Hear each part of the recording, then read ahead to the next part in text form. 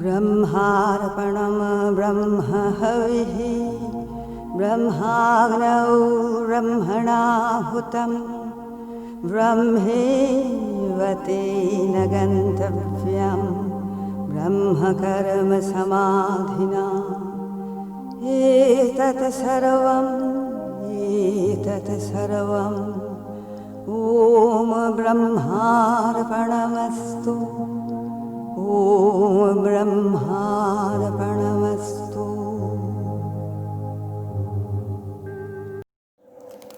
Savitri, Book 2, The Book of the Traveler of the Worlds, Canto 7, The Descent into Night. A mind absolved from life, made calm to know, a heart divorced from the blindness and the pang, the seal of tears, the bond of ignorance, he turned to find that wide world failure's cause. Away he looked from nature's visible face and sent his gaze into the viewless vast, the formidable unknown infinity, asleep behind the endless coil of things that carries the universe in its timeless breadth, and the ripples of its being are our lives. The worlds are built by its unconscious breath, and matter and mind are its figures or its powers. Our waking thoughts, the output of its dreams. The veil was rent that covers nature's depths. He saw the fount of the world's lasting pain, and the mouth of black pit of ignorance. The evil guarded at the roots of life raised up its head and looked into his eyes. On a dim bank where dies subjective space, from a stark ridge overlooking all that is, a tenebrous awakenedness shines. Her wide blank eyes, wondering at time and form, stared at the inventions of the living void and the abyss whence our beginnings rose. Behind appeared a grey carved mask of night, watching the birth of all created things. A hidden presence, conscious of its force, a vague and lurking presence everywhere, a contrary doom that threatens all things made, a death figuring as the dark seed of life seemed to engender and to slay the world. Then from the sombre mystery of the gulfs and from the hollow bosom of the mask, something crept forth that seemed a shapeless thought, a fatal influence upon creature's soul, whose lethal touch pursued the immortal spirit. On life was laid the haunting finger of death, and overcast with terror, grief and pain, the soul's native will for truth and joy and light. Om Savitri.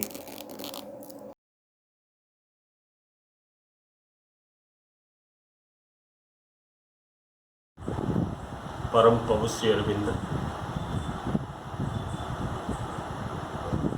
परम कल्याणिया माँ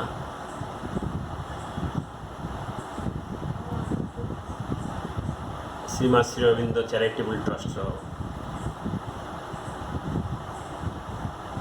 उपदेष्टा कृष्णापा श्रद्धेय रमेश भाई एवं यही कार्यक्रम रे योगदान करुवा समस्त भाई बापा मानक मोर सश्रद्ध प्रणाम एवं ये कार्यक्रम को आपण समस्त को मु स्वागत जनाऊँ। आपण मैंने जानी पाखापाखि 8-10 मास समर क्रमागत भाव श्री अरविंदर एसेज ऑन गीता पर कार्यक्रम चली आसुला, किंतु ये जो कोविड-19 समस्या जो आमर गत 2 मास है ये कार्यक्रम टी आम संपादन कर पार नी आलोचना आम बंद हो जाता किंतु ज्योत्सना अपांकर अनुरोध क्रमे यही कार्यक्रम टी आम डिजिटल क्लास माध्यम करने अनुरोध करते भवेश राय कंसेंट देले तेणु आज आम ये कार्यक्रम टी पुणी थे आरंभ करुचु। विषयवस्तुटी उपरे प्रांजल भाव भवेश भाई आपण मान को निश्चित भाव व्याख्या करेंगे बुझेबे। ता पूर्वर मु आपण को सूचना देवा चाहे जे आमर चैरिटेबल ट्रस्ट आमर बहुत स्वप्न अच्छी बहुत काम करने मन इच्छा अच्छी किंतु आमे ताहा करी पारुना ताको संपादन करी पारुना मु जाने ना ते समस्याटी कौटी रहा ये आमर अक्षमता ना आमर भितरे गोटे मानसिकता नहीं मानसिकतार अभाव किंबा अन्य कौन कारण मुझे जानीपारनी किंतु समाज भितरे श्रीमा सुरेंद्र भावधाराटा प्रैक्टिकल सेट देवाई आम बहुत चिंता करूँ। 2 मास तले देखु पुस्तक मेला चलता ज्योत्सना आपा मत अनुरोध कले भवेश भाई मत कहले जे आम विभिन्न स्कूल चिल्ड्रेन मान डेफ्राइट स्कूल छात्र छात्री मानक ताने भितर गोटे पढ़वार इच्छा अभ्यास करने छोट छोट लाइब्रेरी करने आम सिद्धांत नहीं ये पुस्तक मेला होता गत पुस्तक मेला राउरकेला होता से आम प्राय 10,000-12,000 टंकार बही किणीचु किंतु ताहा आम नहीं विद्यालय मान लाइब्रेरी आरंभ करना डिसेम्बर जनवरी बही किणाला किंतु भितर आमर 6 मास पड़गला 3 मास तो आपण मैंने जानते ये जो पैंडेमिक प्रोब्लेम है किंतु तार प्रीवियस 3 मास भितर आम करते किंतु करूँ ना तेणु मुझे उपस्थित थी मोर अन्य जो भाई मैंने अच्छा जो मैंने साहाय्य कर क्षमता अच्छी अनुरोध करुच्ची जे आसतु एटलिस्ट आम जो लाइब्रेरी प्रोग्रामटा अच्छी लाइब्रेरी प्रोग्रामटा को आम कार्यकारी करवा विभिन्न स्कूल रे जाइकरी ग्रुप फॉर्मेशन करी लाइब्रेरी बही इश्यू करवा एवं से माने ताहा पढ़ी सारला परे आमे ताकू देखिबा से माने केते दूर उपकृत होइचंती ताकू अनुध्यान करवा पुणी से बही मान को नहीं आउ गोटे विद्यालय रे एमती भाव में आम यहाँ गोटे कार्यक्रम आम हाथ को इमिडिएटली कार्यक्रम टी आम हाथ को निश्चित भाव में नवा पैंडेमिक सरला स्कूल विद्यालय आरंभ होला पर आम लाइब्रेरी कार्यक्रम टी हाथ को निश्चय नवा आउ तो बहुत कार्यक्रम रही आपण मैंने आगे आसवे बोले आम निश्चित भाव समस्ते मिसिले ये कमटा को आम आहरी भल भाव कर श्रीमा सुरेंद्र चैरिटेबल ट्रस्ट आम जो बायोलॉज अच्छी जहाँ नियम कानून अच्छी साकू पर्यवेक्षित करके आम प्रैक्टिस जोग इन प्रैक्टिस इन रियलिटीज मैंने प्रैक्टिकल जोग करने आपण मान को समस्त को आह्वान करुँच। धन्यवाद। करुणामयी माँ परम प्रभु श्री अरविंद राउरकेला श्रीमा श्री अरविंद चैरिटेबल ट्रस्ट आनुकूल्य अनुष्ठित होता डिजिटल क्लास सहित संपृक्त समस्त भाई भौणी समस्त को यही अवसर रे मोर अभिवादन जनाऊँगी मांकर कृपा भिक्षा करुच्ची समस्त आपण मैंने जानती राउरकेलार जोग मंदिर परिसर रे आमे दीर्घ वर्ष धरी श्री अरविंदंकर प्रणीत विश्वविख्यात ग्रंथ एसेजन गीतार एक धारावाहिक आलोचना चक्र करी आसुथिले ट्रस्ट आनुकूल्य रे आमे प्रथम अध्याय आरंभ करी 10म अध्याय पर्यंत एठारे आनुष्ठानिक भाव रे निजर समस्त कार्यक्रम करी आसुथिले किंतु विगत दिन मानकरे लॉकडाउन परिस्थिति हवा कारणरू पुणी थरे एई क्लास को आमे डिजिटल मोड रे उपलब्ध करिया पई आमको एक प्रकार प्रेरणा आमे पाइथिलु एवं से दिव्यजननी कृपारू पुणी थरे आमे एई क्लास को 11 अध्याय ठारू जहाँ हूँ कर्म और यज्ञ ताठारू आरंभ करुछु। आपण माने मने रखिछंती जे या पूर्वर जो आलोचना थिला ता थिला 10म अध्यायर बुद्धि जोग उपरे जोठारे विशद भाव रे मनुष्यर ब्राह्मी स्थिति संपर्क रे आलोचना करा जायतिला। बुद्धि जोगरु ब्राह्मी स्थिति आसे एवं ब्राह्मी स्थिति होची गीता शिक्षार एक बीज गोटे सीड आमे जहाँ कहि परिबा। पुणी आमे एक कथा श्री अरविंद कहउचंती जे केवल ब्राह्मी स्थितिर कथा नुहे बरं बहुलतः निष्काम कर्म संपर्क रे भगवत गीता रे उल्लेख अछि। आपण मानकु कहि रखे 11तम अध्याय ठारू आरंभ करी 24तम अध्याय पर्यंत पाखापाखि 14टा अध्याय रे श्री अरविंद कर्म संपर्क रे आलोचना करिवे। आमे भी धीरे धीरे से आलोचना आड़ को अग्रसर हवा कारण कर्म होछि आम जीवनर मानदंड। आमे जन्म हवा ठारू आरंभ करी कुआ राबटा देले निश्वास नेले हसिले कांदिले जहाँ भी किछि कले से समस्त कर्मर जेहेतु अंतर्भुक्त ये जगतर विशाल विशाल कार्य मनुष्य करे केते सामाजिक कार्य करे केते यज्ञ अनुष्ठान करे केते उत्सव केते अनुष्ठान किंतु को कर्म गुड़िक प्रकृति में मनीष को मुक्तिर पथरे नौछि ताही गुरुत्वपूर्ण। गीता हूँ मुक्तिर ग्रंथ निर्वाणार ग्रंथ एवं मोक्षर ग्रंथ जहाँ को अवलंबन कले जहाँ को पालन कले गीतार से महान शिक्षा को आमे आम जीवन को केवल दिव्य जीवन नुहे बरं एक मुक्त सुंदर शाश्वत जीवन में परिणत कर दे परिबा। तेणु गीतारे निष्काम कर्म भिन्न आउ जहाँ विशेष भाव में आलोचित होइछि ता होछि समता बाह्य सन्यासर वर्जन भगवत भक्ति एवं गीता एतद भिन्न आउ एक जरूरी विषय पर गुरुत्व देछि।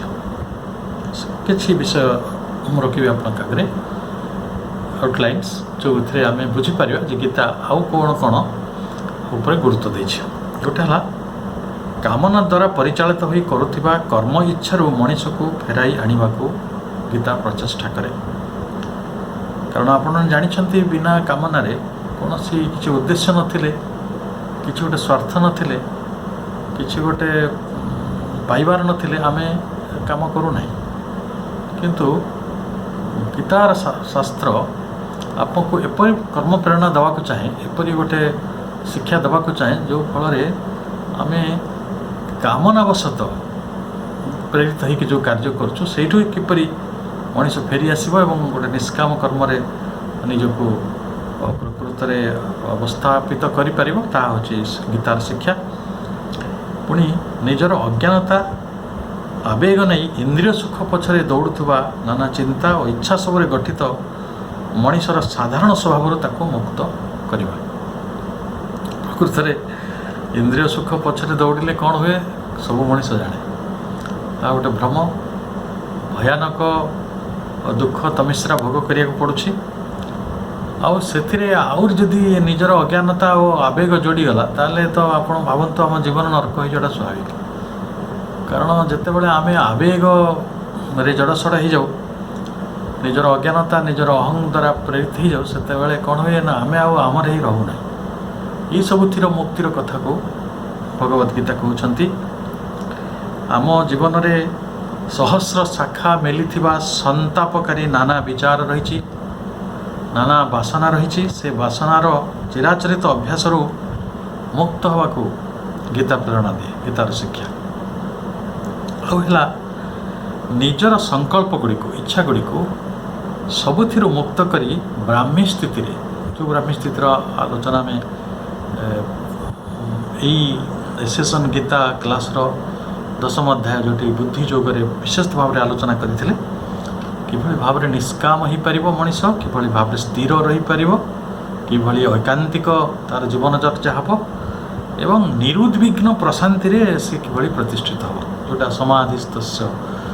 ସମାଧିସ୍ଥ ହେବା, ଯୋଗସ୍ଥ ହୋଇକି କର୍ମ କରିବା, ଯେଭଳି ଭାବରେ ଜଣେ ମଣିଷ ସ୍ଥିତ ପ୍ରଜ୍ଞତ ହୋଇପାରିବା, ସୁଖ ଦୁଃଖ ଠାରୁ ଊର୍ଦ୍ଧ୍ୱକୁ ଉଠିପାରିବା, ଏ ସମସ୍ତ କଥାକୁ ପ୍ରତିଷ୍ଠା କରିବାକୁ ଭଗବତ ଗୀତା ଚେଷ୍ଟା କରିଛନ୍ତି।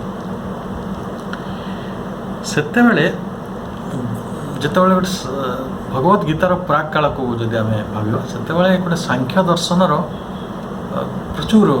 ପ୍ରଚୁରତା ଆମ ସମାଜରେ ରହିଥିଲା।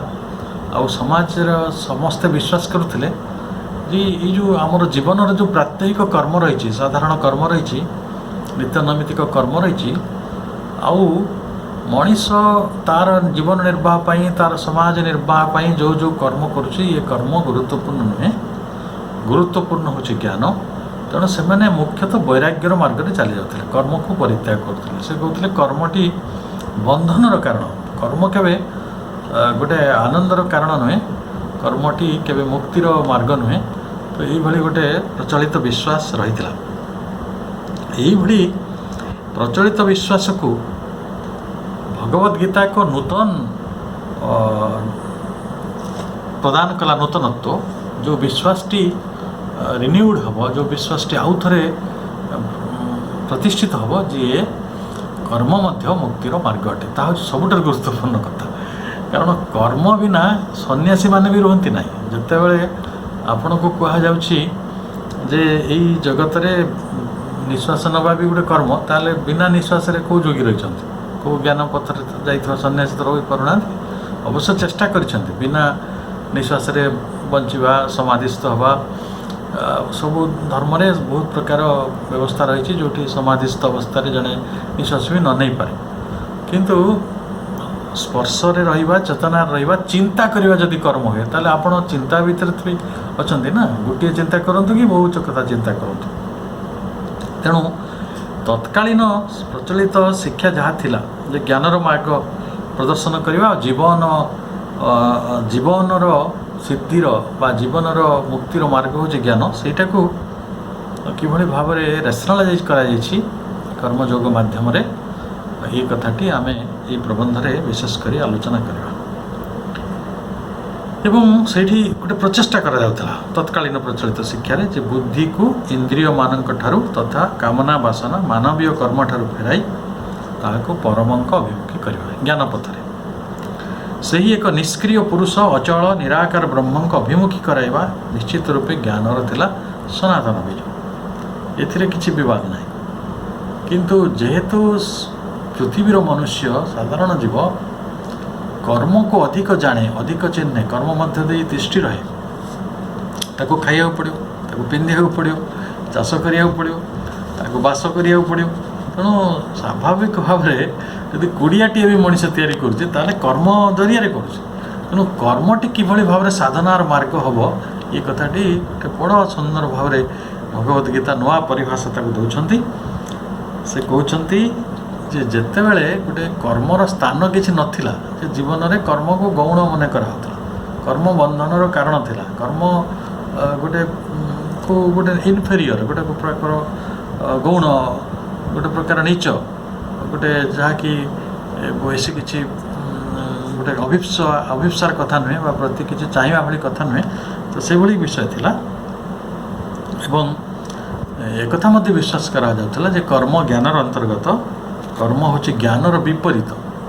जो मैंने ज्ञान आचरण करुँच ध्यान करुँच सन्यासर मार्ग में चली जाते उत्कृष्ट आ कर्म जो मैंने रही से निकृष्ट एवं कर्म ज्ञानर विपरीत आउ से समस्ते मानी नहीं जे जो कर्म अच्छे से कामना अच्छे कामना हूँ कर्मर बीज आ बंधन हूँ कर्मर परिणति ये गोटे विश्वास तत्कालीन समाज में रही जितेबाला बुद्धि योगर समाप्ति हूँ द्वितीय सांख्य योग द्वितीय अध्याय तृतीय अध्याय आरंभ भगवत गीतार जी होती प्रणेता व्यासदेव से दुईटी चरित्र को प्रतीक भाव में नि जड़े हेले पूर्ण ज्ञानर अधिकारी दिव्य गुरु आउ जड़े हेले मानव शिष्य अर्जुन मानव शिष्य दिव्य गुरु को प्रश्न पचारुछंती जे वर्तमान मते निश्चित करी कहतु कर्म बड़ कि ज्ञान बड़ ज्ञानर तो प्रशंसा बहुत है आउ किंतु कहीं ये प्रश्न जरूर थिला ना से कहते कारण से द्वंद्व पड़ सारे कारण कर्म तांको करने को अच्छे एक भीषण कर्म तांको अपेक्षा करुच्ची बुझेगा तेणु जो गोटे भीषण कर्म अपेक्षा करुच्ची सेते कहुच्छी कर्मटा है गोटे गौण जिनस से बंधन हम आउ मुक्ति किसी ना जब मुक्ति ना यदि आनंद ना आदि गोटे गौण जिनस यहाँ गोटे ज्ञान आड़ को जाऊ ना कि ईश्वर आड़ को नौनी ब्राह्म्य स्थिति आड़ को नौनी समाधि से ना ताले से कहीं जी ये प्रश्न मानव शिष्य अर्जुन मन में उठिला सी तेणु कहते जायसी चेत कर्मण ते मता बुद्धि जनार्दन तत् किं कर्मणि घोरो माँ नियोजयसी केश जदि हे जनार्दन हे केशव कर्म ठारू बुद्धि को जदि आपण बेसी प्रशंसा करुचंती तेबे ये घोर कर्म रे मते कहीं नियोजन करुचंती घोर कर्मटी युद्ध आउ से युद्धटी भीषण पैशाचिक निष्ठुर रक्तपात एक व्यापक हत्याकांड जो हजार हजार लक्ष लक्ष लोक हत्या करा पड़े यही भीषण कर्म किभली भाव में मते ब्राह्मी स्थिति को नब आंतर शांति आड़ को नब निष्काम समता आड़ को नब ये तो बड़ विरोधाभास जड़े गोटे युद्ध रक्तपात जरिया गोटे भीषण घोर कर्म आचरण करी किभली भाव में से जीव एवं तांकर यही युक्तिटी को आहुरी बलिष्ठ करने से कहते व्यामिश्रेण इव वाक्यन बुद्धि मोहयसी इव में तत् एकं वद निश्चित जेन श्रेय अहम अप्नुह अर्थात आपण ज्ञान को भी प्रशंसा करुछंती आउ कर्म को भी प्रशंसा करुछंती मु वर्तमान कन्फ्यूज हो गलानी मोह आसीगलानी मोर द्वंद्व आसला गोलमालिया कथा मु शुणी द्वंद्व पड़े तेणु मत गोटे कथा कहतु जे कौन कले मो जीवन में कल्याण कारण मु गोटे साधारण मनुष्य साधारण चेतना रोची तेणु साधारण अवस्था थिबा मनुष्य ये जगत में बहुत अच्छा से किसी कल्याण मार्ग ना जो मैंने केवल सन्यास आचरण करेंगे निष्काम ब्राह्मी स्थिति को जीवे जो मैंने सांख्य मार्ग अवलंबन करेंगे वैराग्य को जीवे से सिद्धि रही आनंद रही आम किसी ना तेणु गोटे स्पष्ट निश्चित मार्ग से खोजुंट से अभियोग करुँचे आपण विभ्रांतकारी कथा कही सारे एवं गोटे समय ज्ञान प्रशंसा कर कर्मर प्रशंसा कर कर्म बिना कहीं क्षणे भी तिष्टि पारे ताहले जदि कर्म बिना क्षण तिष्टि पारे आ समस्ते कर्म करने को आपातत बाध्य ताहले आ कर्म जदि विनाशकारी बा कर्म जदि आमको घोर गोटे कौन बंधन में पकाउे तो आम समस्ते एक प्रकार बंधन पड़ा आपातत बाध्य हो कर्म जरिया किसी मुक्तिर मार्ग अच्छी कि कर्म मुक्तिर कारण हो पार कि तेणु दिव्यगुरु कहते जे मुक्ति लाभर दुईटी पंथा स्पष्ट गोटे हूँ ज्ञान जोग गोटे है कर्मयोग ज्ञान जोग कर्मयोगर पार्थक्य से दर्शाऊँ आउ ज्ञान जोग जो मैंने विश्वास करती सांख्य योगी माने से माने कर्म को मुक्तिर प्रतिबंधक बोली मानती तेणु से सब संसार छाड़ी कौपिनी पिंधिकी जंगल भितर कौपिनी भी दरकार ना से किए जाइए हिमालय बरफ भितर आज भी किसी लोक रोच कर्म जोगे कर्मटी मुक्तिर सहायक तेणु ବର୍ତ୍ତମାନ ବ୍ୟାମିଶ୍ରଣ କଥା ଆସିବା ସ୍ୱାଭାବିକ କଥା, କାରଣ କିଛି ଲୋକେ ଗୋଟେ ବିରାଟ ସଂସ୍କାର ହଜାର ହଜାର ବର୍ଷ ଧରି ଗୋଟେ ବଡ଼ ବିଶ୍ୱାସ ଚାଲିଛି ଯେ ଜ୍ଞାନ ଯୋଗରେ ବିଶ୍ୱାସ କରୁଥିବା ଲୋକମାନେ କହୁଛନ୍ତି କର୍ମଟା ହେଲା ଗୋଟେ ବନ୍ଧନର ବା ମୁକ୍ତିର ପ୍ରତିବନ୍ଧକ। ଆଉ ଆମେ ଯଦି କହିବା ମୁକ୍ତିର ଗୋଟେ ସହାୟକ ତାହେଲେ ତ ବ୍ୟାମିଶ୍ରଣ ହେବ। ତେଣୁ ଦିବ୍ୟଗୁରୁ ଶ୍ରୀକୃଷ୍ଣ କହୁଛନ୍ତି ସାଂଖ୍ୟମାନଙ୍କର ତ୍ୟାଗ, ସ୍ଥୂଳ ତ୍ୟାଗ, ସନ୍ନ୍ୟାସର ମାର୍ଗ ଏକମାତ୍ର ମାର୍ଗ ନୁହେଁ ଏବଂ ଏଇଟା ଉତ୍କୃଷ୍ଟତମ ମଧ୍ୟ ନୁହେଁ, ଆହୁରି ମାର୍ଗ ରହିଛି। ତେଣୁ ନୈଷ୍କର୍ମ୍ୟ ଶାନ୍ତିର କଥା ସେ କହୁଛନ୍ତି ଯେ ଆମେ କର୍ମ ଏଇ ନୈଷ୍କର୍ମ୍ୟ କର୍ମକୁ ଯଦି ଆମେ ବୁଝିଯିବା, ଏଇଟା ହେଉଛି ସିକ୍ରେଟ୍ ଅଫ୍ ହ୍ୟାପିନେସ୍ ସାଧାରଣ ମଣିଷ ପାଇଁ। କର୍ମଟା କେଉଁ ମାର୍ଗରେ କଲେ ଆମେ ପ୍ରକୃତରେ ସେଇ ଅଭିପ୍ସାର ନିକଟରେ ପହଞ୍ଚି ପାରିବା, କାରଣ ଆମେ ଯେଉଁ 11ତମ ଅଧ୍ୟାୟ ଆଲୋଚନା କରୁଛୁ ତାର ଶୀର୍ଷକ ହେଉଛି କର୍ମ ଓ ଯଜ୍ଞ। କର୍ମଟି କିଭଳି ଭାବରେ ଯଜ୍ଞ ହେବ, ୱାର୍କ ଆଣ୍ଡ ସାକ୍ରିଫାଇସ୍। ତେବେ ତ ଆମେ ଯଜ୍ଞାର୍ଥେ ବଞ୍ଚି ରହୁଛୁ ବୋଲି କହିବା। ମୁଁ ଯେଉଁ ବି କର୍ମ କରେ, ମୁଁ ହସେ, କାନ୍ଦେ, ମନ ଦୁଃଖ କରେ, ଚିନ୍ତା କରେ, ମୁଁ ଫୁଲ ସଜାଏ କି ଫୁଲ ଗଛ ଲଗାଏ କି ଯାହା ବି ମୁଁ ଏଠି କର୍ମ କରୁଛି, ସେ କର୍ମଟି ଗୋଟେ ଯଜ୍ଞାର୍ଥେ କରୁଛି। ସେଇ କଥାଟି କିଭଳି ଭାବରେ ଆମ ଜୀବନରେ ଆମେ କରିପାରିବା ତାହା ହିଁ ହେଉଛି ବହୁତ ଗୁରୁତ୍ୱପୂର୍ଣ୍ଣ, ବହୁତ ପ୍ରାମାଣିକ ଜିନିଷ ଏଇଟା। କାରଣ ଆମ ସମସ୍ତଙ୍କୁ ଏଇଟା ପ୍ରୟୋଜନୀୟ, କାରଣ ଆମେ ଯେହେତୁ ସକାଳୁ ସନ୍ଧ୍ୟା ପର୍ଯ୍ୟନ୍ତ ଏବଂ ଶୋଇବା ପରେ ମଧ୍ୟ ଆମେ କର୍ମ କରୁଥାଉ। ଯଦି ଶୋଇବାରେ ବେଳେ ବି ଆମେ ସ୍ୱପ୍ନ ଦେଖୁଛୁ, ସ୍ୱପ୍ନ ଏଇଟା ବି କର୍ମ। ତେଣୁ ଶୋଇବା ବେଳେ ବି ଯଦି ଆମେ କର୍ମ କରୁଛୁ, ବିନା କର୍ମରେ ଆମେ ଗୋଟେ ମୁହୂର୍ତ୍ତ ବି ରହୁନାହୁଁ, ତାହେଲେ এই ନୈଷ୍କର୍ମ୍ୟ ଶାନ୍ତିଟି ଆମେ କିଭଳି ଲାଭ କରିବା, ଏହି ପ୍ରଶ୍ନଟି ସମଗ୍ର ମଣିଷ ଜାତି ତରଫରୁ ମାନବ ଶିଷ୍ୟ ଅର୍ଜୁନ ଦିବ୍ୟଗୁରୁ ଶ୍ରୀକୃଷ୍ଣଙ୍କୁ ପଚାରୁଛନ୍ତି ଯେ ଏଇଟା ପୁଣି ଏଇ ନୈଷ୍କର୍ମ୍ୟ ଶାନ୍ତିଟା କ'ଣ ଆଉ ସେଇଟା କିପରି ମିଳିବ। ଉତ୍ତର ଭଗବତ ଗୀତା ଏଇଭଳି ଦେଉଛନ୍ତି ଯେ ଆତ୍ମାକୁ ବା ପୁରୁଷ ପ୍ରକୃତି ଆମେ ସାଂଖ୍ୟ ଯୋଗରେ ପଢ଼ିଛନ୍ତି, ଆତ୍ମାକୁ ନୈଷ୍କର୍ମ୍ୟ ଶାନ୍ତି କର୍ମରହିତ ଶୂନ୍ୟତାର ଭାବ ଲାଭ କରିବାକୁ ପଡ଼ିବ। ପ୍ରକୃତି ହିଁ କର୍ମ କରେ ଏବଂ ପୁରୁଷକୁ ସତ୍ତାର ଏହି କର୍ମସ୍ରୋତରେ ଲିପ୍ତ ହେବାର ଅବସ୍ଥାର ଊର୍ଦ୍ଧ୍ୱକୁ ଉଠିବ। ସବୁବେଳେ କ'ଣ ହେଇଯାଉଛି, ଗୋଟିଏ ଅସୁବିଧା ହେଉଛି ଆମେ କହୁଛୁ କର୍ତ୍ତା ହେଉଛୁ ଆମେ, ଅହଂ ଥିବା କାରଣରୁ। ତେଣୁ ଯିଏ ନିଜକୁ କର୍ତ୍ତା ଭାବିବ ସିଏ ବନ୍ଧନରୁ ମୁକ୍ତ ହେବା ଛଡ଼ା କିଛି ଉପାୟ ନାହିଁ। ଯେତେବେଳେ ସେ ଭାବେ ଯେ ପ୍ରକୃତି ଗୋଟେ ମହାଶକ୍ତି ରହିଛି, କାର୍ଯ୍ୟଟି ମୋତେ ଗୋଟେ ଯନ୍ତ୍ର କରେଇକି କରେଇ ନେଉଛି। ଯନ୍ତ୍ର ମାନେ ମାନବ ହବା ଭିତରେ ଗୋଟେ ଫରକ ଅଛି। ଯଦି ମାନବ ହେଲେ ଆପଣ ତାହେଲେ ଅହଂ ରହିବ, ମୁଁ କରୁଛି, ମୁଁ କର୍ତ୍ତା, ମୁଁ ଏଠି ପ୍ରେସିଡେଣ୍ଟ, ମୁଁ ସେକ୍ରେଟାରୀ, ମୁଁ ଜଣେ ଘରର ମାଲିକ, ମୁଁ ଗୃହର କର୍ତ୍ତା। କିନ୍ତୁ ଯେତେବେଳେ ଆପଣ କହିବେ ଯେ ମୁଁ ଗୋଟେ ଟ୍ରଷ୍ଟି, କେବଳ ଏଟା ମାଆଙ୍କର ଘର କି ଏଟା ଈଶ୍ୱରଙ୍କର, ଆମେ ଯେଉଁଟା ଈଶାବା ସିଷ୍ଟମ୍ କହୁଥିଲେ, ଏ ସମଗ୍ର ପୃଥିବୀ ଈଶ୍ୱରଙ୍କର ଘର, ଆମେ ସମସ୍ତେ ଗୋଟେ ଯନ୍ତ୍ର। ଯେ ଗୋଟେ ଛୁରୀରେ ଆପଣ ଲେମ୍ବୁ କାଟିଲେ କି ମଣିଷକୁ କାଟିଲେ, ଛୁରୀରେ କ'ଣ ଯାଏ ଆସେ? ଛୁରୀ ତ ଗୋଟେ ଇନଷ୍ଟ୍ରୁମେଣ୍ଟ ନା। ତେଣୁ ଯେତେବେଳେ ଆପଣ ଇନଷ୍ଟ୍ରୁମେଣ୍ଟ ହେଇଯିବେ ଭଗବାନଙ୍କ ହାତରେ, ତ ସେତେବେଳେ କର୍ମର ବନ୍ଧନ ଆପଣଙ୍କର ନାହିଁ। କିନ୍ତୁ ଦୁଃଖର କଥା, ଆମ ପାଖରୁ ସେ କର୍ମ ସ୍ରୋତଟା ପ୍ରକୃତି ଆମ ହାତରୁ କରିନେଉଛି ବୋଲି ସେଭଳି ବିଶ୍ୱାସ ବି ବୁଝି ହେଉନାହିଁ। ତେଣୁ ସବୁ ସମୟରେ ଆମର ଗୋଟେ କର୍ତ୍ତା ମାନ୍ୟତା ଆମ ପାଖରେ ରହିଛି ଯେ ମୁଁ କରୁଛି, ଆଇ ଏମ୍ ଦ ଡୁୟର। କିନ୍ତୁ ଆମକୁ ଶିଖା ହେଇଥିଲା ପିଲାବେଳେ ଯେ ହରି ହି କର୍ତ୍ତା କେବଳ, ହରି ହି କର୍ତ୍ତା କେବଳ। ହରି ଯଦି କେବଳ ଏକମାତ୍ର କର୍ତ୍ତା, ତାହେଲେ ଯେତେ ଜଗତରେ ଭୁଲ ହେବ, ଯେତେ ଠିକ୍ ହେବ, ତାହେଲେ ସେଟା ତାଙ୍କର ହୁଅନ୍ତା। କିନ୍ତୁ ଅନଫର୍ଚୁନେଟଲି ଆମେ ହରିକୁ ପାଚରି ଦେଲେ। ସେ ହରିଟି ପୁଣି କେଉଁଠି ଅଛନ୍ତି? କେଉଁ ସ୍ୱର୍ଗରେ ନାହାନ୍ତି। ହରି ଆମ ଭିତରେ ଥାଇକି ଆମରି ଭିତରେ କଥା କହୁଛନ୍ତି, ଆମରି ଭିତରେ ଚିନ୍ତା କରୁଛନ୍ତି, ଆମ ଭିତରେ ଅନୁଭବ କରୁଛନ୍ତି। ହରି ଆତ୍ମା ରୂପରେ, ପୁରୁଷ ରୂପରେ ଆମ ପାଖରେ ଅଛନ୍ତି। ସିଏ ପ୍ରକୃତିରେ ସବୁ କର୍ମର ନିୟାମକ, ନିୟନ୍ତ୍ରକ, ଆଉ ସିଏ ହେଉଛନ୍ତି ପ୍ରକୃତିରେ କର୍ତ୍ତା। ଏହି ଭାବନାଟି ଆମ ପାଖକୁ ଆସୁନାହିଁ।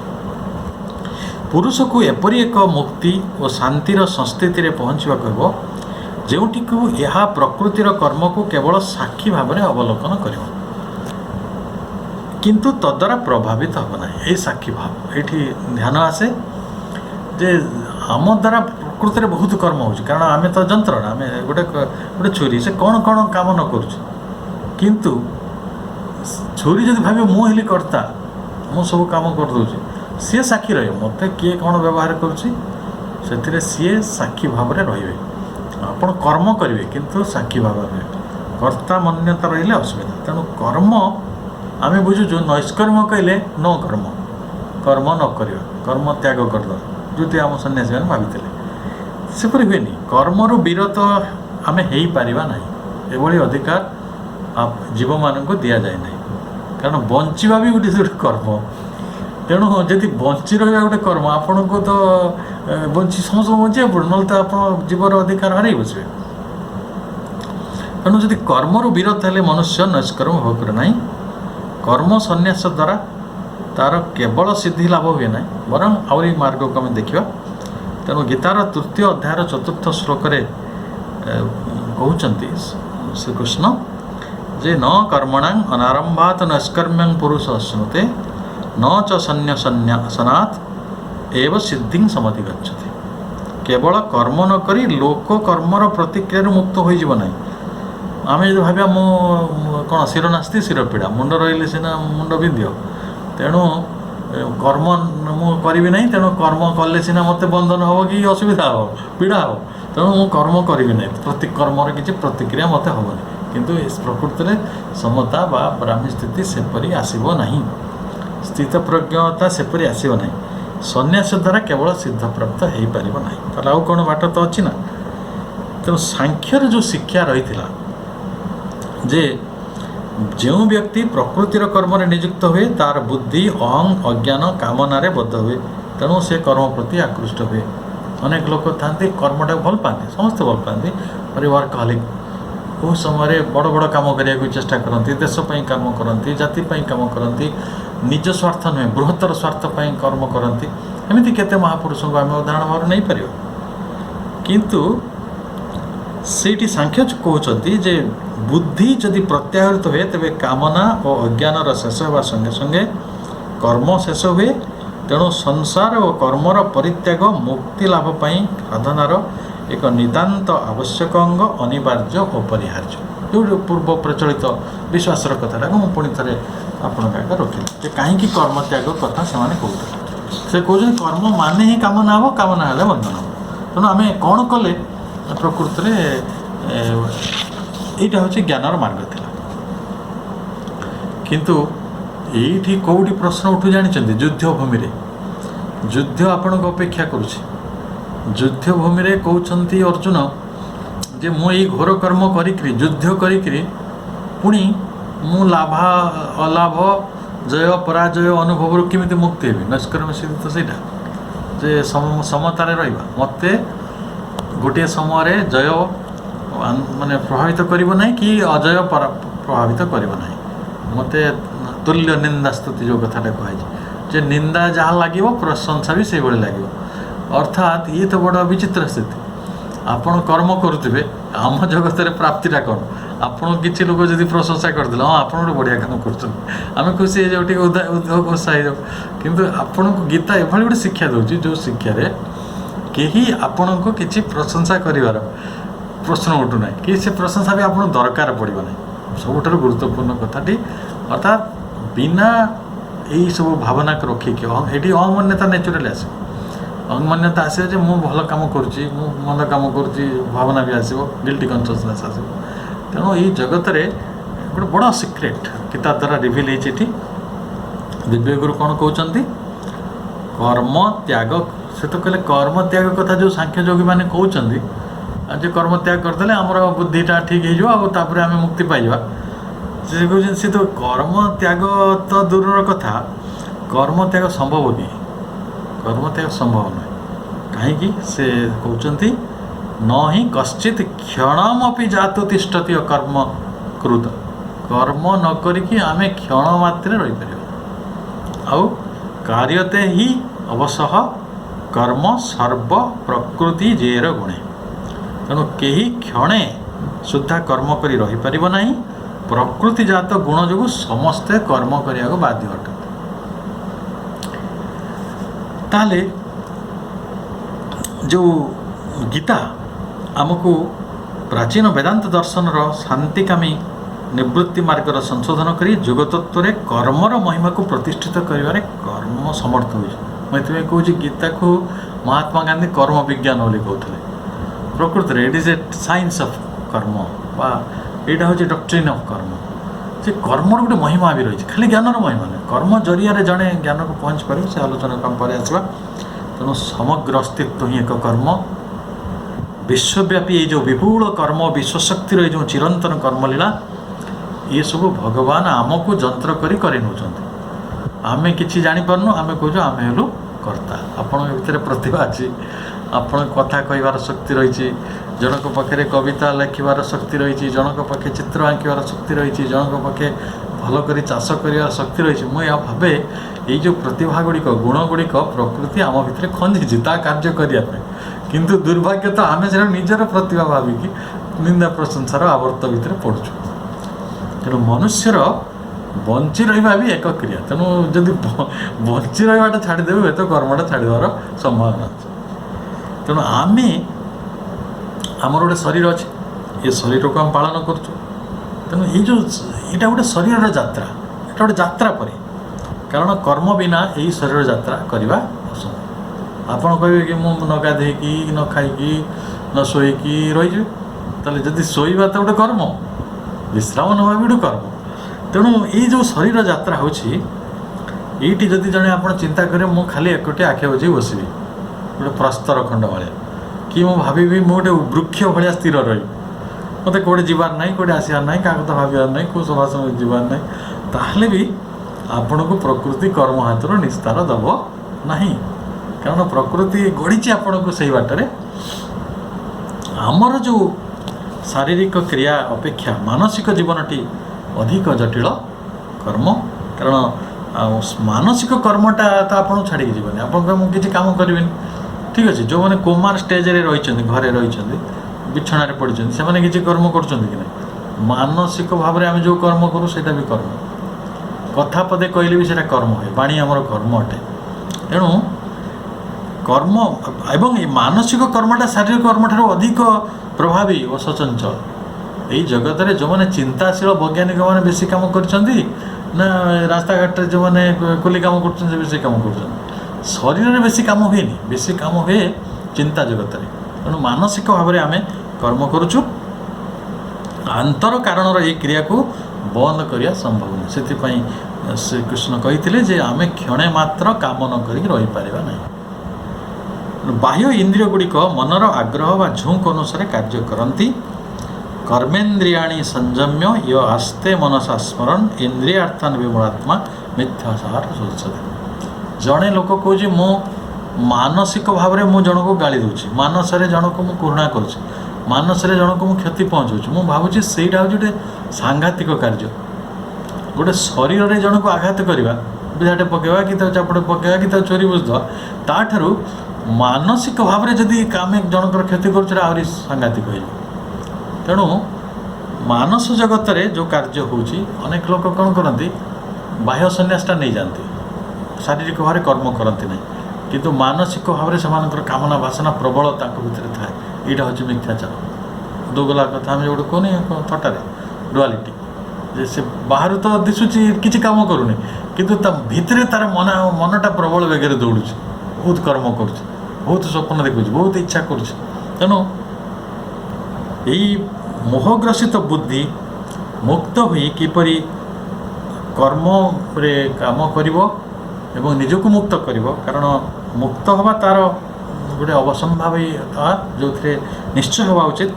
से किभली भाव में बृहत्तम समृद्धतम विपुल एपरिकी भीषण कार्य करिपारिबो अथच ता द्वारा स्पर्श ताको हब नहीं ये देखु अर्जुन युद्ध पर अपेक्षा कर कहते यहाँ गोटे सांघातिक कार्य किंतु ये सांघातिक कार्यर ताको स्पर्श करिबो नाही किभली कौ मन विमुरे कार्य कले ताको स्पर्श करिबो नाही ये हूँ बड़ प्रश्न तेणु मन जेहेतु गोटे यांत्रिक कारण तेणु युक्तियुक्त यथार्थ कथा है बाह्य आंतर इंद्रियर क्रिया को संयत और नियमित करवा बुद्धिर जंत्र भाव में मन इंद्रिय मान को निज बसरे आने उचित से संयमर कथा हम बारंबार कहला कर्मेन्द्रिय गुड़िक प्रकृत कर्तव्य कर्म नियुक्त हेले सेमाने करुथिबा कर्म जोग हो जाए बा कर्मेन्द्रिय गुड़िक प्रकृत कर्तव्य कर्म नियुक्त हेले सेमाने करुथिबा कर्म जोग हो जाए ताले ये कर्तव्यर कथा आसीगला जो क्रियाटा आपण अवश्य करिया उचित ये जगत को माने धारण करिया जदि धर्म हुए ताले धर्म निमित्त जो कर्ज ये धर्म कहले हिंदू मुसलमान में धर्म है ये जगत को बंचे रखापी अस्तित्वटी को बंचे रखापी अस्तित्वटी तार परिपूर्णता दिगरे अग्रसर कर नहीं जावाटा हूँ धर्म तेणु से धर्मर जदि आप इंद्रिय जरिया कर्तव्य कर्म करा कर्मयोग है तेणु कर्मयोगटा कौन कर्मयोगर गोटे प्रारंभ हो कर्मयोगर एक नुआ परिभाषा दि जाऊँगी कर्म को महिमामंडित करा जाउछि कर्म जरिया मुक्तिर कथा कह से कहे कर्म एक अनासक्ति इंद्रियर विषय और कर्मर फल मन को निर्लिप्त करके कर्म करने को पड़े आउ ज्ञान संपर्क में आमर गोटे बड़ कन्फ्यूजन अच्छे कौन आम बुझुचु ज्ञान माने जे कर्म त्याग करदेला माने संसार छड़ा होगला आ से बैरागी है खाली ज्ञान पथरे अच्छे प्रकृत में जी कर्म त्याग सीना कर भितर समता अच्छी तो भितर बासना और इंद्रिय प्रति अनासक्ति अच्छी तो युड़ा है ज्ञान जदि भितर बासना और इंद्रिय विषय प्रति अनासक्ति नहीं एवं बुद्धि प्रकृति रे निम्नतर क्रियार मुक्त होई ऊर्धायित आत्मारे प्रतिष्ठित हो नहीं आध्यात्मिक शक्ति रे तथा अध्यात्म सिद्धि रे शुद्ध विषय शून्य आत्मानंद रे विचरण करू नहीं मन इंद्रियर क्रिया को संयत करू नहीं ताहले सी नियत कर्म करूना जे नियत कर्म करती से होचंती ज्ञानी तेणु आत्म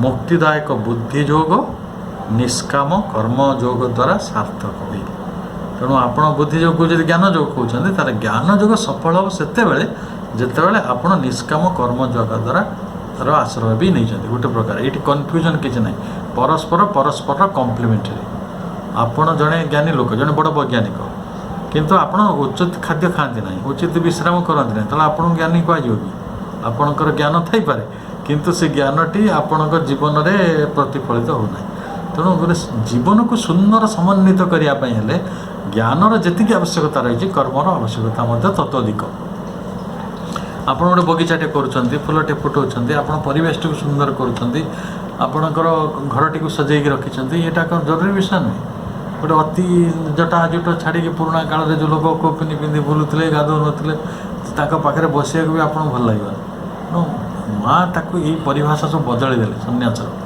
जो सन्यासी आप पंडिचेरी आश्रम देखूँ से सन्यासी सब चाष कर हल भी कर दरकार पड़े आजिकल तो हल फल ना ट्रैक्टर में चलुची धान काटुंट से गाई रखुंट सेगुड़िक सन्यासर अंतर्भुक्त विषय तारी मध्य मुक्ति अच्छे बहुत समय मुझे मनोज दास जो अंतर्जातिक लेखक हो सारी जो इंग्राजी अध्यापक थे पंडिचेरी आश्रम को गले से माँ क्षीर हिसाब रखार कम देते एडिनबर्ग विश्वविद्यालय मास्टर डिग्री करी जितेबाला आसिले डाक्टर निरतबरण से कम दिहला काठ गोलार कम कर कहीं तार कारण है जे गोटे वृत्ति जरिया गोटे ज्ञान जरिया आम अहंकार बहुत बेसी वशवर्ती हो अर्थात आम भितर सबु प्रकार कर्मर जे विकास घटू कर्म प्रति आग्रह घटू आम कर्म विज्ञानटा को बुझीपारू आम भितर नैष्कर्म्य सिद्धि आसू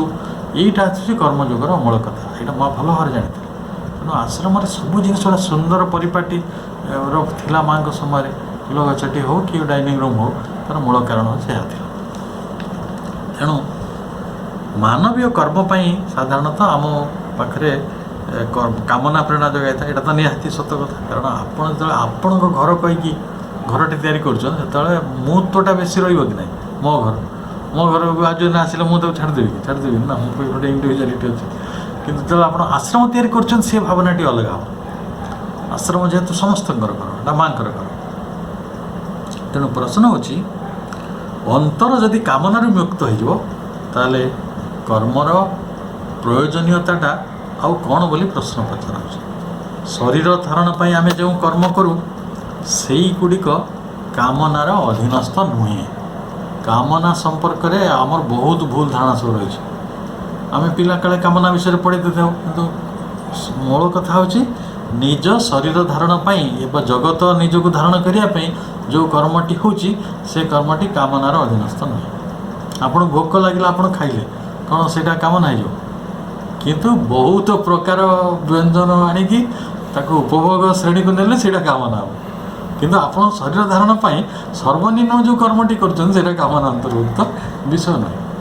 ଅନେକ ସମୟରେ ସେଇଟା ମୁଁ ଗୋଟେ ଲୁଗା ମୋର ଲଜ୍ଜା ନିବାରଣ ପାଇଁ ଆମେ ବା ଅନ୍ୟାନ୍ୟ ପ୍ରତିକୂଳ ପରିବେଶରୁ ନିଜକୁ ରକ୍ଷା କରିବା ପାଇଁ ଆମେ ଗୋଟେ ପୋଷାକଟା ପିନ୍ଧୁଛେ, କିନ୍ତୁ ସେ ପୋଷାକରେ ଯଦି ମୁଁ ଗୋଟେ କ'ଣ କରିବି ଆଭିଜାତ୍ୟ ଖୋଜିବି, ତା ଭିତରେ ଗୋଟେ ରଙ୍ଗ ବେରଙ୍ଗ କରି କେତେ ପିଲା ବି ଆଜିକାଲି ସବୁ ଦେଖିବେ ପାଗଳାମି କରୁଛନ୍ତି।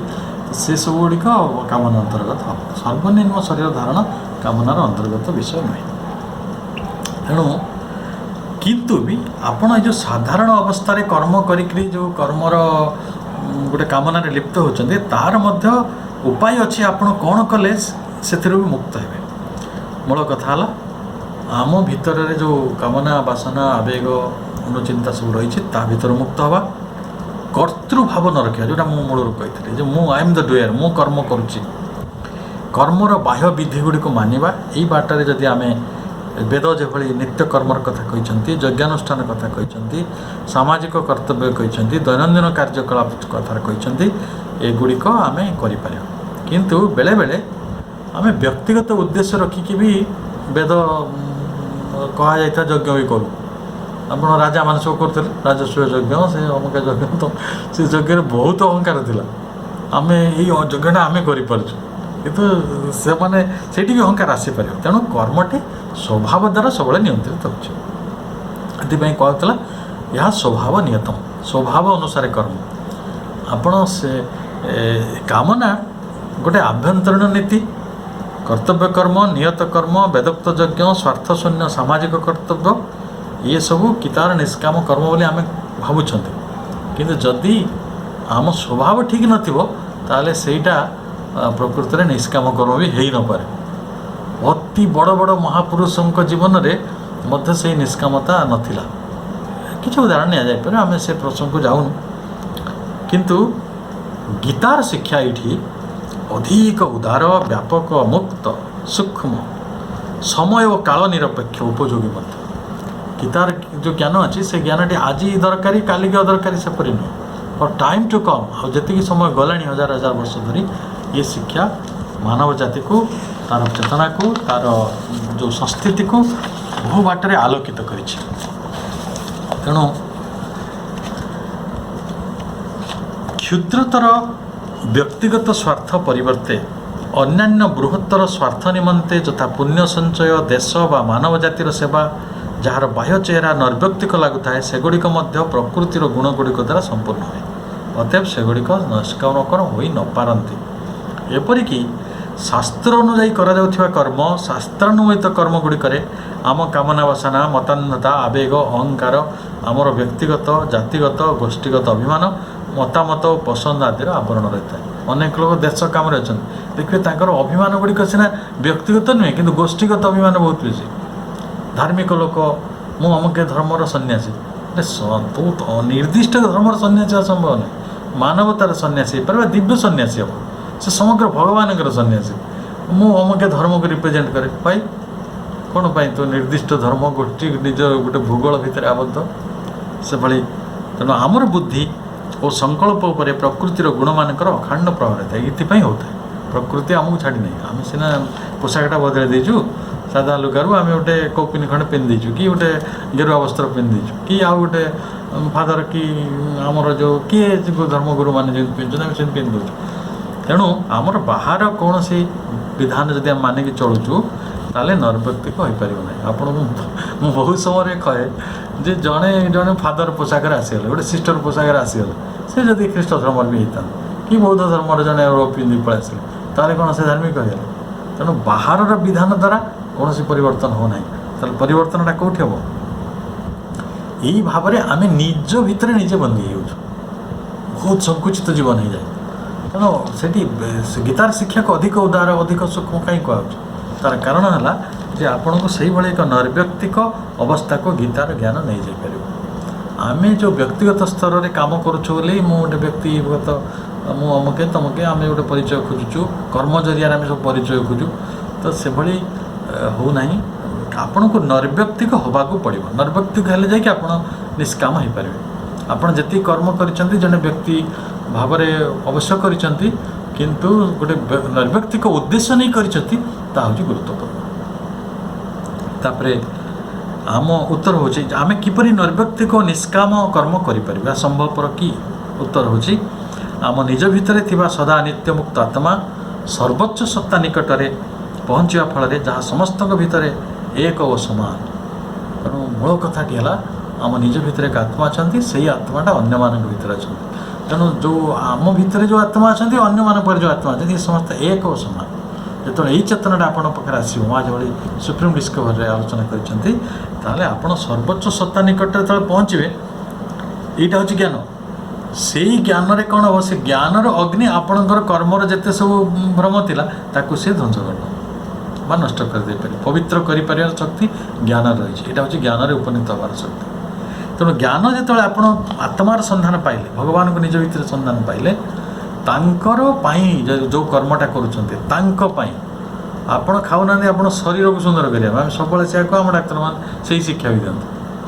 ଆମ ଭିତରେ ଜୀବନର ଯେଉଁ କାରଣ ଯିଏ ହେଇକି ଅଛନ୍ତି, ଯେ କାରଣ ଶରୀର ହେଇକି ଅଛନ୍ତି, ତାର ରକ୍ଷା ପାଇଁ ଆମେ ଏ କାମଟା କରୁଛୁ। ଶରୀର ସେଠି ବାଟରେ ଆସିଯାଏ ଇନ୍ ବିଟୁଇନ୍, କିନ୍ତୁ ଶରୀର ପାଇଁ ଆମେ ସବୁକିଛି କରୁନୁ। ଭଗବାନ ଆମ ଭିତରେ ନିବାସ କରନ୍ତି। ସମସ୍ତ ବିଶ୍ୱକର୍ମ ଓ ବ୍ୟକ୍ତିଗତ କ୍ରିୟାରେ ସେ ଆମ ସହିତ ରହିଛନ୍ତି, କିନ୍ତୁ ସେଥିରେ ସେ ଆବଦ୍ଧ ହୁଅନ୍ତି ନାହିଁ। ଯଦି ଆମେ ତାଙ୍କ ସହିତ ନିଜର ଆଇଡେଣ୍ଟିଟିକୁ ବା ତାଦାତ୍ମ୍ୟଟାକୁ ବଢ଼ାଇ ଦେଇପାରିବା, ତାହେଲେ ସ୍ୱାଭାବିକ ଭାବରେ ଆମେ ବୁଝିପାରିବା ଯେ ଆମେ କର୍ମଟି ଭଗବାନଙ୍କ ନିମନ୍ତେ କରୁଛୁ। ଏ ଜଗତରେ ଭଗବାନଙ୍କର କାର୍ଯ୍ୟ ହିଁ କେବଳ ହେଉଛି। ଏଠି ବିଶ୍ୱଲୀଳା ହେଉଛି। ଏ ବିଶ୍ୱଲୀଳାରେ ମୁଁ ଗୋଟେ ସହାୟକ ଯନ୍ତ୍ର। ମୋତେ ଏଇ ସହାୟକ ହେବା ପାଇଁ କେତେ ଥର ଜନ୍ମ ନେବାକୁ ପଡ଼ିଲାଣି, ଆହୁରି କେତେଥର ଜନ୍ମ ନେବାକୁ ପଡ଼ିବ। ବିଶ୍ୱଲୀଳା ଏଇଭଳି ଚାଲିଥିବ। ଗୋଟେ ରଥଯାତ୍ରାରେ ସମସ୍ତେ ସମସ୍ତଙ୍କର ଭୂମିକା ନିର୍ବାହ କରନ୍ତି, ତାହେଲେ ଜଣେ କହିବ କି ରଥଯାତ୍ରାଟା ମୁଁ କରୁଛି ବୋଲି, ସେମିତି ତ କହିହେବ ନା। ରଥ କେଉଁ ଦିନରୁ ସେଇଭଳି ସ୍ୱାଭାବିକ ଆମେ ବୁଝିପାରିବା, ସରଳ ଉଦାହରଣ। ତେଣୁ ଜଣେ ପଚାରି ପାରନ୍ତି ଯେ ଭଗବାନଙ୍କୁ ଆମ ଭିତରେ ଆମେ କେମିତି ପାଇବା, ନିତ୍ୟ ପ୍ରତିଷ୍ଠା ବୋଲି କେମିତି ଜାଣିବା? ତ ସେଠି ଆମକୁ କୁହାଯାଉଛି, ଭଗବାନ ଉତ୍ତର ଦେଉଛନ୍ତି ସେଇଠି ଶ୍ରୀକୃଷ୍ଣ, ଯଜ୍ଞାର୍ଥାତ୍ କର୍ମଣ ଅନ୍ୟତ୍ର ଲୋକ ଅୟଂ କର୍ମ ବନ୍ଧନ ତତ୍ ଅର୍ଥଂ କର୍ମ କନ୍ତେୟ ମୁକ୍ତ ସଙ୍ଗ ସମାଚାର। ବିଷ୍ଣୁଙ୍କ ପ୍ରୀତ୍ୟର୍ଥେ ବା ଯଜ୍ଞାର୍ଥେ କର୍ମ କରିବାକୁ ହେବ, ନଚେତ୍ କର୍ମ ବ୍ୟକ୍ତିକୁ ଭୌତିକ ଜଗତରେ ବାନ୍ଧିବ। ଯେଉଁ ଲୋକ ଭଗବାନଙ୍କ ପାଇଁ କାର୍ଯ୍ୟ କରୁନାହିଁ, ଭଗବାନଙ୍କର ଯନ୍ତ୍ର ଏଇ କାମ କରୁନାହିଁ, ତାକୁ ଭୌତିକ ଜଗତ ବାନ୍ଧି ପକାଇବ ଯେ ଏ କର୍ମଟି। ତେଣୁ ହେ କୁନ୍ତି ପୁତ୍ର, ତୁମେ ତାଙ୍କର ପ୍ରୀତ୍ୟର୍ଥେ ଅର୍ଥାତ୍ ଭଗବାନଙ୍କର ପ୍ରୀତ୍ୟର୍ଥେ ତୁମର କର୍ତ୍ତବ୍ୟ କର୍ମ କରିଯାଅ, ଓ ତାହା କଲେ ତୁମେ ସର୍ବଦା ଅନାସକ୍ତ ରହିପାରିବ, ବନ୍ଧନମୁକ୍ତ ରହିପାରିବ। ତୁମେ କ'ଣ କରୁଛ, ମଣିଷ ମାରୁଛ କି କାହାକୁ ଉଦ୍ଧାର କରୁଛ, ତାହା ଗୁରୁତ୍ୱପୂର୍ଣ୍ଣ ନୁହେଁ। ଗୁରୁତ୍ୱପୂର୍ଣ୍ଣ ହେଲା ତୁମେ କାର୍ଯ୍ୟଟି ଭଗବାନଙ୍କ ପାଇଁ କରୁଛ କି ନାହିଁ। କାରଣ ଭଗବାନ ନିଜେ ସାରଥି ହେଇକି ଅର୍ଜୁନକୁ ପଛରେ ବସେଇଛନ୍ତି ଏବଂ କହୁଛନ୍ତି ଯେ ତୁମେ ଯୁଦ୍ଧ କର, ଧନୁରୁଦ୍ୟମ ପାଣ୍ଡବ, ତୁମେ ଧନୁ ଉଠାଅ। ଏଇଟା ଭଗବାନଙ୍କର ଆଦେଶ। ତା ଦରକାରୀ ଥିଲା, ହୁଏତ ସତ୍ୟ ଧର୍ମ ନ୍ୟାୟର ପ୍ରତିଷ୍ଠା ପାଇଁ ସେଟା ଦରକାର ଥିଲା। ତେଣୁ ସଂକୀର୍ଣ୍ଣ ବର୍ଦ୍ଧିତ ଅହଂଭାବ ସହ ଆମେ ସେଟା କରିପାରୁ ବା ଈଶ୍ୱରଙ୍କ ଉଦ୍ଦେଶ୍ୟରେ କରିପାରୁ। କର୍ମ ତିନିଟା ମାର୍ଗରେ ହୁଏ। ଗୋଟେ ହେଉଛି ଆମେ ନିଜ ପାଇଁ କରୁ, ସଂକୀର୍ଣ୍ଣ ମନୋଭାବ। ଆଉ ଗୋଟେ ହେଲା ଯଦି ଦେଶ ଜାତି ପାଇଁ କରୁଛେ, ସେଟା ହେଲା ବର୍ଦ୍ଧିତ ଅହଂଭାବ। ଆଉ ଗୋଟେ ହେଲା ଡିଭାଇନ୍ ୱାର୍କ, ଭଗବାନଙ୍କ ପାଇଁ କାମ କରିବା। ତେଣୁ ଏ ତିନିଟା ଯେଉଁ କର୍ମ ଅଛି, ଆର ଦୁଇଟା ଯେଉଁ ସଂକୀର୍ଣ୍ଣ ଆଉ ବର୍ଦ୍ଧିତ ଅହଂଭାବ, ଇଏ ଆପଣଙ୍କୁ ବନ୍ଧନରେ ପକାଇବ। କେବଳ ବନ୍ଧନମୁକ୍ତ କିଏ କରିବ? ଯଦି ଆମେ ଈଶ୍ୱରଙ୍କର ଯନ୍ତ୍ରରେ କାମ କରୁଥିବା, ଈଶ୍ୱରଙ୍କ କର୍ମ କରୁଥିବା। ତେଣୁ ଏଇ ଜଗତରେ ସମସ୍ତ ସତ୍ତା, ସମସ୍ତ କର୍ମ ଭଗବାନଙ୍କ ପାଇଁ ରହିଛି। ଏଇଟାକୁ କୁହାଯାଇଛି। ଆମେ ଯାହାକୁ ବି ପ୍ରଣାମ କରୁ, ଆମେ ପତ୍ର ପୁଷ୍ପ ଯାହାକୁ ଦେଉ, ଯାହାକୁ ନମସ୍କାର କରୁ, ଯାହାକୁ ଭକ୍ତି କରୁ, ଯେଉଁ ଦେବତାର ପୂଜା କରୁ, ସବୁ ଭଗବାନ ପାଉଛନ୍ତି। ତାମାନେ କ'ଣ? ଏଇଟା ହେଉଛି ଗୋଟେ ଡିଭାଇନ୍ ୱାର୍ଲଡ। ଏଇ ଡିଭାଇନ୍ ତାଙ୍କର ଲୀଳା ସେ କରୁଛନ୍ତି, ତାଙ୍କ ପ୍ଲେ କରୁଛନ୍ତି। ଆମେ ସେଠି ଗୋଟେ ଭୂମିକା ନିର୍ବାହ କରିବାକୁ ଆସିଛୁ। ତେଣୁ ମୁଁ ଏଠି ଜଗତର କର୍ତ୍ତା ନୁହେଁ, ମୁଁ ସେଟା କିଛି କରିପାରିବିନି କର୍ତ୍ତା ହେଇକି। ତେଣୁ ଏଠି ସବୁକିଛି ତାଙ୍କଠାରୁ ଉଦ୍ଭବ, ତାଙ୍କରି ଦ୍ୱାରା ରକ୍ଷିତ, ତାଙ୍କରି ଦିଗରେ ହିଁ ଏ ସବୁ କର୍ମ ପରିଚାଳିତ ହେଉଛି। ସବୁ କର୍ମଗୁଡ଼ା ସେଇଆଡ଼କୁ ଗତି କରୁଛି। ସୂର୍ଯ୍ୟ, ଚନ୍ଦ୍ର, ତାରା, ନକ୍ଷତ୍ର, ଏ ଜଗତରେ ଆକାଶ, ଅନ୍ଧାର, ସବୁକିଛି, ଅଗ୍ନି, ବାୟୁ, ସମସ୍ତେ, ମାଟି, ପାଣି, ପବନ, ସମସ୍ତେ ତାଙ୍କ କାମ କରନ୍ତି। ଆମେ କିନ୍ତୁ ଆମ କ୍ଷୁଦ୍ର ଚେତନା ଭିତରେ ପ୍ରବେଶ କଲା ମାନେ ଆମେ ନିଜକୁ କର୍ତ୍ତା ଭାବି ଦେଉ। ସତେ ଯେପରି ସମୁଦ୍ର ମୋ କଥା ମାନୁଛି, ପାହାଡ଼ ମୋ କଥା ମାନୁଛି। ଅହଂ ଭାବର ଅଧୀନ ହୋଇଥିବା ଯାଏ ଏହି ସତ୍ୟକୁ ଆମେ ଉପଲବ୍ଧି କରିପାରୁନାହାନ୍ତି। ଆଉ ଯଜ୍ଞାର୍ଥେ କର୍ମ କରିପାରୁନାହାନ୍ତି। ଆଉ କ'ଣ ହେଉଛି ନା ଆମ କର୍ମଟା ହେଉଛି ଅହଂର ସନ୍ତୋଷ, ନିଜ ଅହଂର ସନ୍ତୋଷ। ଆପଣଙ୍କୁ ପଚାରେ ଯେ ଆପଣ କାହିଁ ପ୍ରେସିଡେଣ୍ଟ ହେଇଛନ୍ତି, ନା ମୋ ଅହଙ୍କାରଟା ମୋତେ ଟିକେ ଖୁସି ଲାଗୁଛି। ଆପଣ କାହିଁ ପ୍ରିନ୍ସିପାଲ୍ ହେଇଛନ୍ତି, ନା ମୋତେ ଟିକେ ଅହଙ୍କାର ମୋତେ ଟିକେ ଖୁସି ଲାଗୁଛି। ସେପରି ନୁହେଁ, ଗୋଟେ ଭଗବାନଙ୍କର ଦିବ୍ୟ ଲୀଳାରେ ଆମେ ଅଂଶଗ୍ରହଣ କରୁଛନ୍ତି, ଆମ କର୍ତ୍ତବ୍ୟ କର୍ମଟି କରୁଛନ୍ତି। ଏବଂ ଭଗବତ ଗୀତା କହୁଛନ୍ତି ଅହଂ ହିଁ ସକଳ ବନ୍ଧନର ଗ୍ରନ୍ଥି। ଏହି ସମ୍ପର୍କରେ ଚିନ୍ତା ନ କରି ଭଗବତ ଅଭିମୁଖୀ ହୋଇ କର୍ମ କରିବା ଦ୍ୱାରା ଆମେ ଏହି ଗ୍ରନ୍ଥିକୁ ଶିଥିଳ କରିଦେଉ ଓ ଶେଷରେ ମୁକ୍ତି ଲାଭ ହେବାକୁ ସମର୍ଥ ହେଉ। ବୁଝିଲେ, ଆମେ କ'ଣ କରୁ, ଅନେକ ସମୟରେ ବହୁତ କଥା ଚିନ୍ତା କରୁ, ତତ୍ତ୍ୱ ଗୁଡ଼ା ଚିନ୍ତା କରୁ। ମା କହୁଥିଲେ ମାନେ drop of practice is better than ocean of theories. ଆମେ ଏହା ବିଷୟରେ ବେଶୀ ଚିନ୍ତା କରିବାନି, ଖାଲି ଆମେ ଏତିକି କରିବା ସିମ୍ପଲ୍ କଥାଟା, ଯେଭଳି ଭଗବତ ଗୀତାର ଶେଷ ସାରଟା କ'ଣ, ଯେ ତୁ ସବୁକିଛି ମୋତେ ସମର୍ପଣ କରିଦେ। ଯେଉଁ କର୍ମ ଗୁଡ଼ାକ ବି କରୁଛେ ଆମେ, ଏଇଟା ମୋ ନିଜ ନିମନ୍ତେ ମୁଁ କରୁନାହିଁ, ତେଣୁ ଆମେ ଭଗବାନଙ୍କ ପ୍ରୀତ୍ୟର୍ଥେ କରୁଛନ୍ତି, ତାଙ୍କ ଅଭିମୁଖୀ କରୁଛନ୍ତି, ତେବେ ଯାଇକି ଆମେ ମୁକ୍ତି ଲାଭ ହେବାର ସମର୍ଥ ହେବା। ଆମେ ଆଉ ଅଳ୍ପ ସମୟ ଆମର ଆଲୋଚନା କରିବା, ଶେଷ କଥା ଆଡ଼କୁ ଆସୁଛେ। ସାଂଖ୍ୟ ଯୋଗ କର୍ମକୁ ମୁକ୍ତିର ମାର୍ଗ ବୋଲି ସ୍ୱୀକାର କରିନି, ଏଇଟା ତ ଆମେ ଆଲୋଚନା କଲେ। କର୍ମଟା ମୁକ୍ତିର ମାର୍ଗ ନୁହେଁ, ସାଂଖ୍ୟ ଯୋଗୀମାନେ କହୁଥିଲେ। କର୍ମ ଦ୍ୱାରା କେବଳ ଐହିକ ଫଳ ଓ ଏକ ନିମ୍ନତର ସ୍ୱର୍ଗ ଲାଭ କରାଯାଇପାରେ, ତେଣୁ କର୍ମଟାକୁ ପରିତ୍ୟାଗ କରିବାକୁ ପଡ଼ିବ, ସନ୍ନ୍ୟାସ ନେବାକୁ ପଡ଼ିବ। ତେଣୁ ଆମ ଜୀବନରେ ଦେଖିଥିଲେ ତ ଆର୍ଯ୍ୟମାନେ ତାଙ୍କ ଜୀବନର ବିନ୍ୟାସ କଲେ। ପ୍ରଥମେ କହିଲେ ବ୍ରହ୍ମଚର୍ଯ୍ୟ, ତାପରେ କହିଲେ ଗୃହସ୍ଥ, ତାପରେ କହିଲେ ବାନପ୍ରସ୍ଥ, ତାପରେ କହିଲେ ଜ୍ୟୋତିବ୍ରତ। ଜ୍ୟୋତିବ୍ରତ ହେଲା ସନ୍ନ୍ୟାସ, ସନ୍ନ୍ୟାସଟା ଆମକୁ ନିଶ୍ଚୟ ନେବାକୁ ପଡ଼ିବ। କିନ୍ତୁ ଶ୍ରୀ ଅରବିନ୍ଦ ଏକୁ ବଦଳାଇ ଦେଲେ, ସେ କହିଲେ ଅଲ୍ ଲାଇଫ୍ ଇଜ୍ ଯୋଗ। ଏଇଟା ମାନେ କୃଷ୍ଣଙ୍କ ପ୍ରେରଣା ଯେ ଗୋଟେ ବ୍ରହ୍ମଚାରୀ ବି ଭଗବାନଙ୍କର କାମ କରୁଥାଏ, ଗୋଟେ ଗୃହସ୍ଥ ବି ଭଗବାନଙ୍କର କାମ କରୁଥାଏ। ଜ୍ୟୋତିବ୍ରତ ଅବସ୍ଥାରେ ଭଗବାନଙ୍କର କାମ ହୁଏ, ବାନପ୍ରସ୍ଥ ସମୟରେ ଭଗବାନଙ୍କର କାମ। କେବଳ ଯେ ସନ୍ନ୍ୟାସ ନେଇଗଲେ ଭଗବାନଙ୍କର କାମ ହେଉଛି ତେପରି ନୁହେଁ। ବରଂ ଜ୍ୟୋତିବ୍ରତ ଯଦି ଜ୍ଞାନର ପନ୍ଥା ହେଇଥାଏ ବା ଜ୍ଞାନର ଶେଷ କଥା ହେଇଥାଏ, ତାହେଲେ ଏଇ ଯେଉଁ ଆପଣଙ୍କର ଗାୟସ୍ଥ ହେଉ କି ବ୍ରହ୍ମଚର୍ଯ୍ୟ ବ୍ରତ ହେଉ, ଏଗୁଡ଼ିକ ଗୋଟେ ପ୍ରିଲିମିନାରୀ ବା ପ୍ରାରମ୍ଭିକ ପ୍ରସ୍ତୁତି ଆପଣ ଜ୍ଞାନ ମାର୍ଗରେ ଯିବା ପାଇଁ। ତେଣୁ ସେଇ କର୍ମଟାକୁ ଆପଣ ଛାଡ଼ି ଦେଇକି ଏକାଥରେ ଜ୍ଞାନ ମାର୍ଗକୁ ଯାଇପାରିବେ କି? ତେଣୁ କର୍ମ ଦେଇକି ଆପଣ ଜ୍ଞାନ ଆଡ଼କୁ ଯାଉଛନ୍ତି। ବିନା କର୍ମରେ ଆପଣ ଜ୍ଞାନ ଆଡ଼କୁ ଯିବାଟା ବହୁ ଜଟିଳ, ବହୁ ଜଟିଳ। ଯେଉଁମାନେ ଅତି ସିଦ୍ଧ ବ୍ୟକ୍ତି, ଯେଉଁମାନେ ଜନ୍ମଗ୍ରହଣ କରିଥାନ୍ତି, ହଠାତ୍ କିନା ହୁଏତ ଜ୍ଞାନ ଲାଭ ହେଇ ତାଙ୍କର ହେଇଯାଇପାରେ, କିନ୍ତୁ ସମସ୍ତଙ୍କୁ ପ୍ରତ୍ୟେକ ଜୀବକୁ କର୍ମ ଜରିଆରେ ଜ୍ଞାନ ପର୍ଯ୍ୟନ୍ତ ଯିବାକୁ ପଡ଼ିବ। ତେଣୁ ଗୀତା କହୁଛନ୍ତି ଈଶ୍ୱର ହିଁ ହେଉଛନ୍ତି ସମସ୍ତ ଯୋଗ, ପୂଜା, ଯଜ୍ଞ ଓ ତପସ୍ୟାର ପ୍ରଭୁ। ଦେବତାମାନେ ହେଉଛନ୍ତି ତାଙ୍କର ସେଇ ଦେବ ଈଶ୍ୱରଙ୍କର ବିଭିନ୍ନ ରୂପ।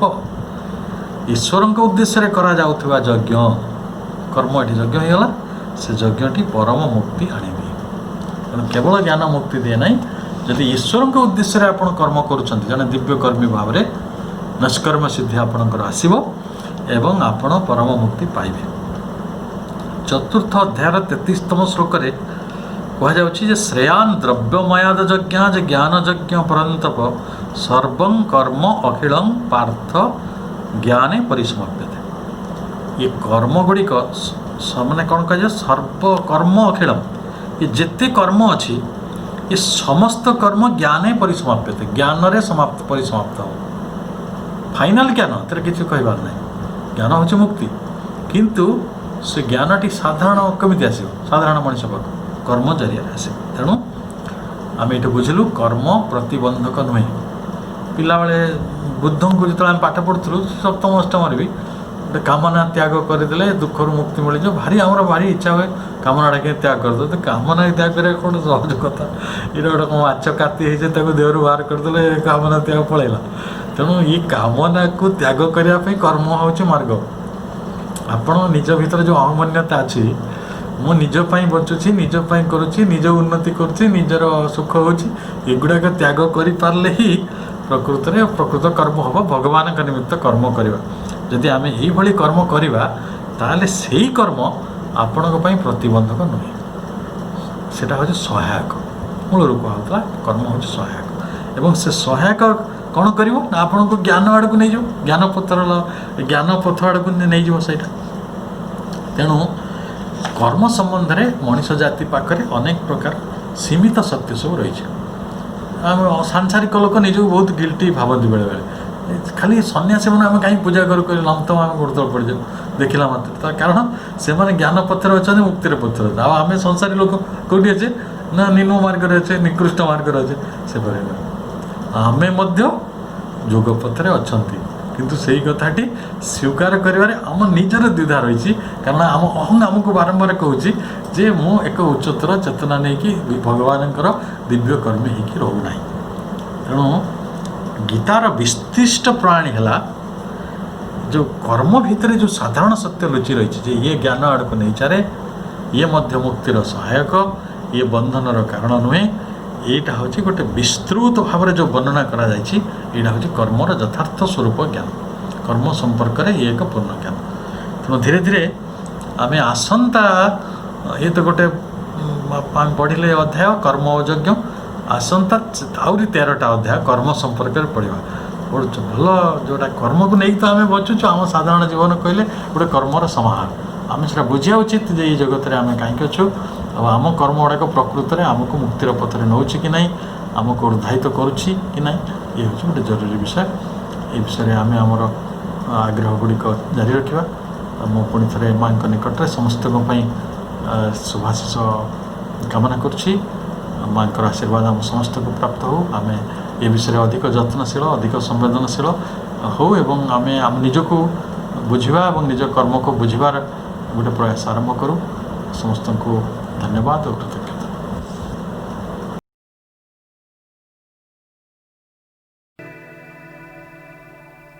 भूतस्त्वयाहं तथागतोऽस्मि प्रेमामृतावधौ विनिमज्य बोधय अन्तरमम त्वां प्रतितत्त्वमीश तनोषि लीलायः मातुतायः।